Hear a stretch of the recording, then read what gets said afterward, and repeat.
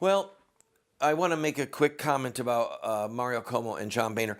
Again, I want to urge you, go to our website, study Islam, watch the series, read the papers that I wrote for my master's degree, okay? It's very in-depth, scholarly material. It's not a rant. There's no exclamation points. All right, let's talk first about John Boehner. As you know, he won his election, and now he is beginning to punish the people who voted against him, stripping them of some of their roles in Congress.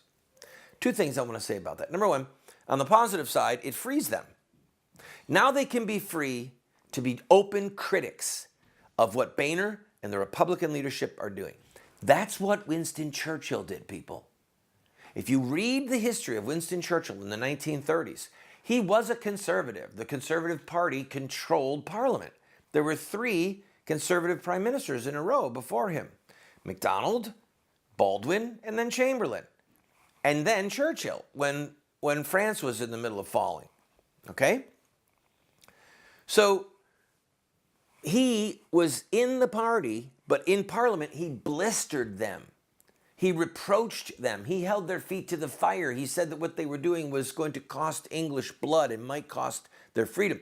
He was a prophet in the House of, or in Parliament, and he was faithful to the truth. So these men now have been set free. But let's just, one other quick point. Boehner, is a bully. And he's saying that to the Congress, you don't represent your district. You don't even represent your own ideas. You represent me. You toe the line to me. Think about how much money Boehner gave to various Republican candidates. Maybe, I mean, is there a bribe going on there? When you give a $10,000 check to a candidate who's starving for money in his campaign, if he wins, you think there's a little sense of a debt of obligation there to vote for Speaker Boehner? Remember, Boehner gave money to 3 candidates, Republican candidates, who all supported the murder of babies by abortion and were involved in the fight for the same gender matrimony. I mean, these were people who had a perverted sense of right and wrong. And Boehner gave them money so that if they got elected, he would have their loyalty. Now turn to Mario Como, who just died. Now, I've been watching this. Did you know that Bishop Austin Vaughn, God rest his soul, when he was in jail for participating in an Operation Rescue event, he did an interview. And he said that Governor Como was in danger of going to hell because of his support of baby killing. Mario Como was a Catholic. And Bishop Vaughn publicly said he's in danger. He said he's in danger of going to hell. And then Cardinal O'Connor, God rest his soul, Cardinal O'Connor defended Bishop Vaughn.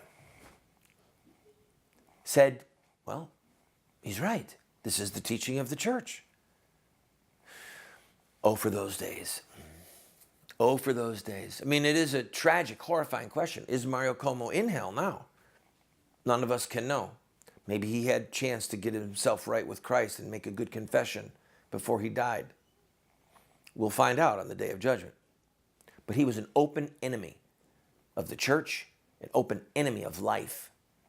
And he was a part of what started some of this nonsense that gave permission to Catholic politicians like himself to betray the babies and betray life and betray the church. So who's worse, Mario Como or John Boehner?